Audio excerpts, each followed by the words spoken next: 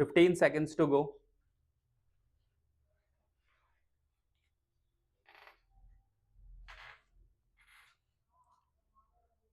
5 seconds to go.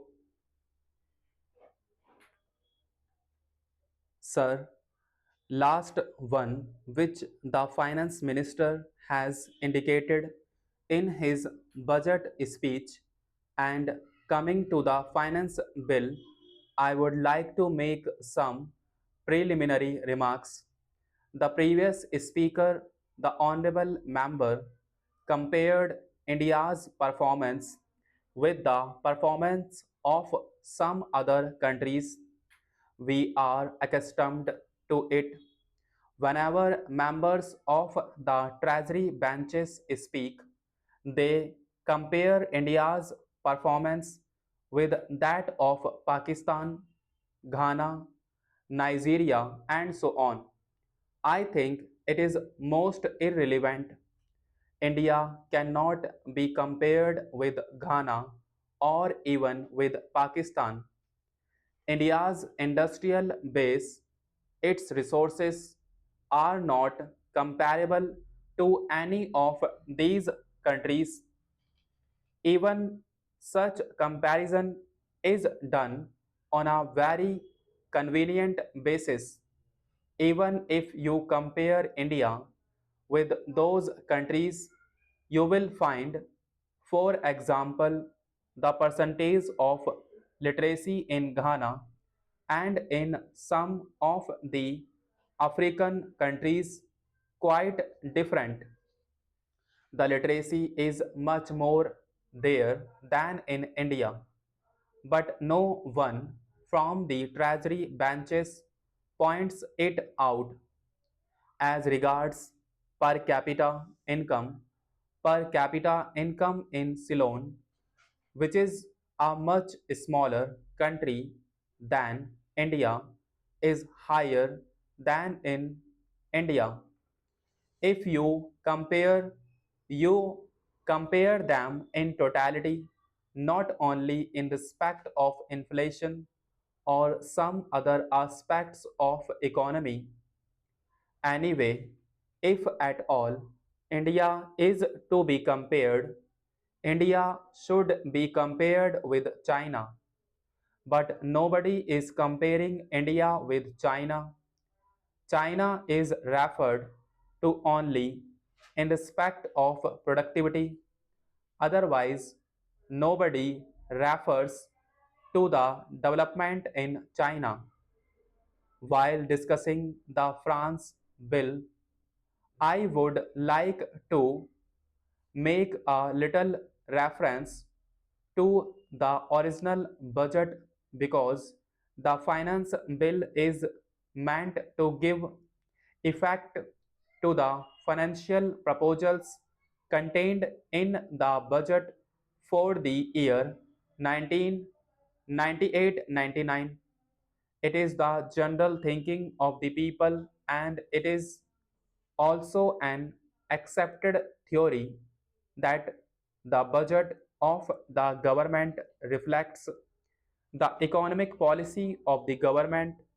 It indicates the path in which the ruling party wants to lead the country so far as the economy is concerned, so far as agricultural production is concerned.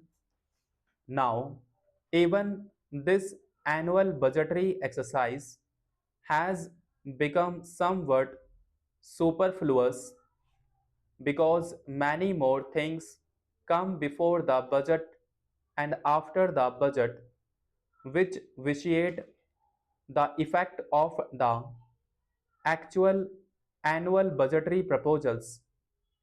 This year, before the budget was presented to Parliament, he, the government came out with proposals for hikes in administered prices, and it amount to more than 3,000 crores of rupees.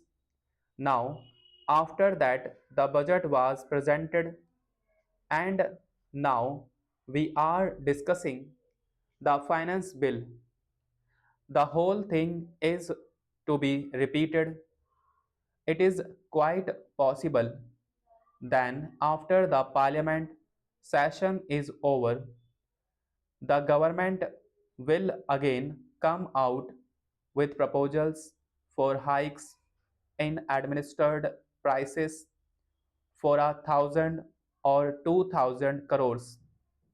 So, the annual budgetary exercise for the last few years has become an exercise which does not reflect the reality, which does not reflect the actual economic policy of the government.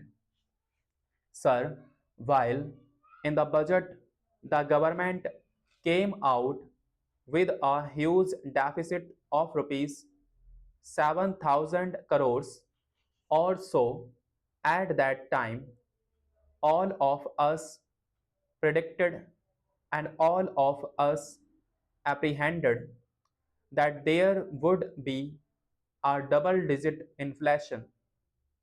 Now, from the previous and various publications of the government, we find that presently the wholesale price index has gone up by 10 points. Now, what is the effect of this 10-point rise? It does not reflect the actual prices because the manner in which the index figures are compiled is not quite correct, and we have raised objections several times.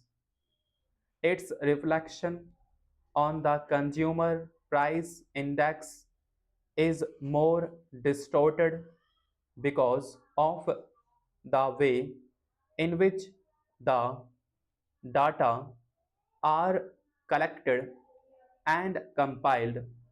Now, I want to deal with another point about the price rise and inflation.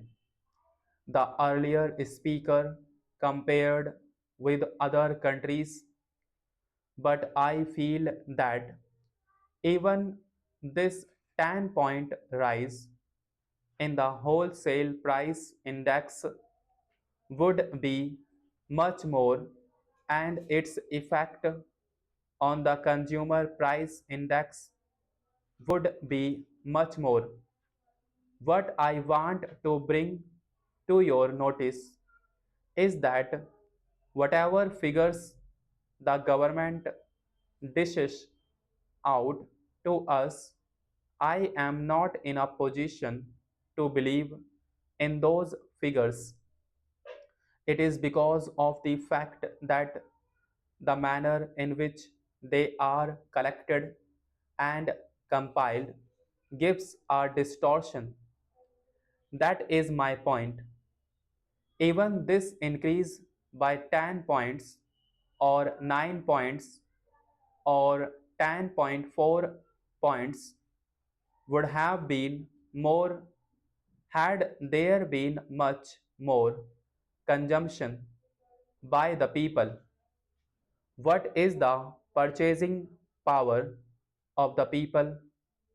All the people have not got the purchasing power. Under consumption of the rural masses, under consumption even of the city poor, have helped the government in maintaining the so-called 10-point rise.